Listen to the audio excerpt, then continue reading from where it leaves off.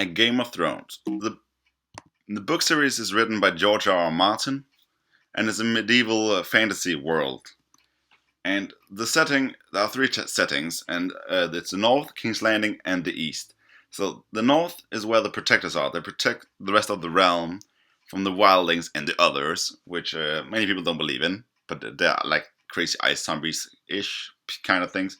But they protect the rest, and they have a warden, which is like the North's leader, and he stays at Winterfell, which I suspect is the biggest city in the north. And then we have King's Landing, which is the capital, which is where the king stays, surprisingly, since it's called King's Landing and it's the capital.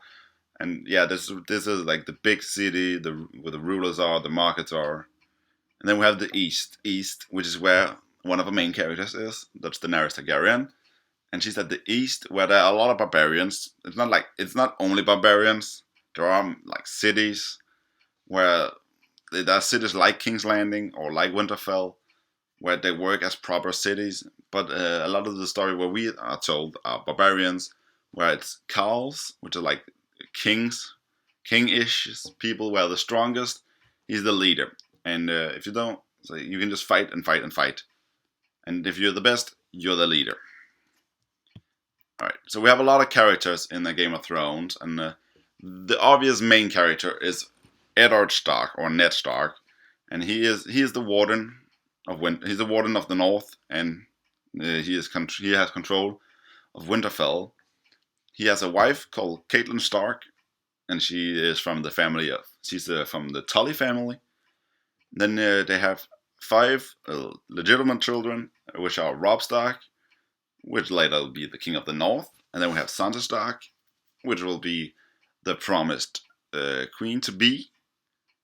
And then we have Bran Stark, the guy with no legs. And Arya Stark, the badass with the needle. And then we got Rickon Stark, the one no one really gives a shit about. And then we also have Jon Snow, who is a bastard. He's Ned's bastard. So the story goes like this about Jon, that Ned, he met a woman at Robert's Rebellion, and he was like, damn girl. And then he got a baby, and then he took the baby with him to Winterfell, because he was so honorable that he wouldn't leave the Jon with his mother. But Jorah Mormont and Maester Aemon, and Jorah Mormont, he is the commander, he's the Lord Commander of the Castle Black, which is where the wall is the main center of the wall. It's their base. And Maester Aemon, he's a maester, which is just like a really, really smart dude who knows a lot of goodness, and he's also at the wall. Then we have King's Landing, where we have the king, Robert Baratheon, and we have the queen, Cersei Baratheon. So Cersei comes from the family Lannister, and Joffrey is the oldest child between the king and the queen. And again, is he really the child, the kid, the child of Robert and Cersei? He might not be. Also, he also has 2 siblings, which are Myrcella and Tommen, but they're not really important in the books. And then we have Tyrion Lannister, who is the queen, Cersei Baratheon. That's her little brother, Tyrion, and he's a dwarf, and he gets picked on that a lot, but he's also a really, really smart dude. Then we have Jaime Lannister, who is the twin of Cersei, and also her lover, which is really, really creepy. And then we have Tywin Lannister, who is the father of Jaime, Tyrion, and Cersei. Then we have Sandor Clegane, who is just a big beefy fighter. Then we have Lord Varys, who has the Master of Spies, which means he knows a lot of stuff about everybody.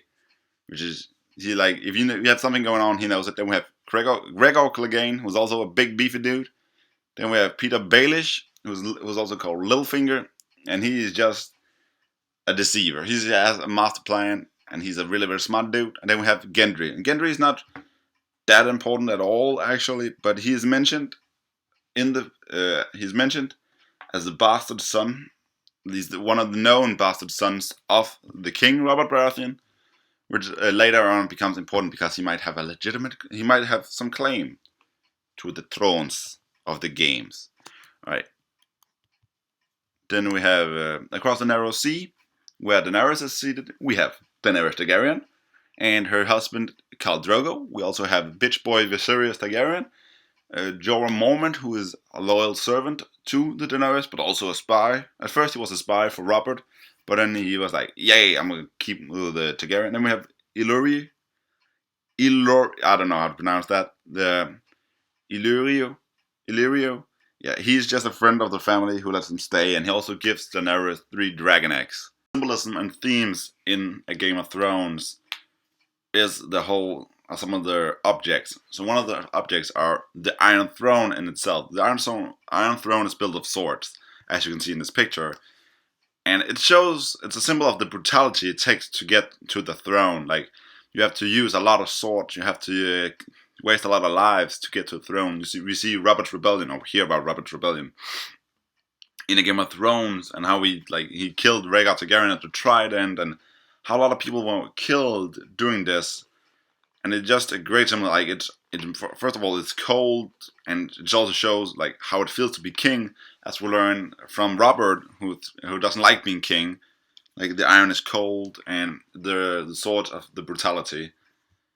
Then we have some of the themes, which are hard truth, like Jon Snow being a hard truth, learning to accept hard truth. I'm sorry, it was Tyrion telling Jon to embrace the hard truth, like Tyrion being a dwarf, or Jon Snow being a bastard. Like, there are some lessons that they need to learn, and one of the best things to learn is to face hard truth, because if you embrace them, you become stronger and you can use it for your advantage.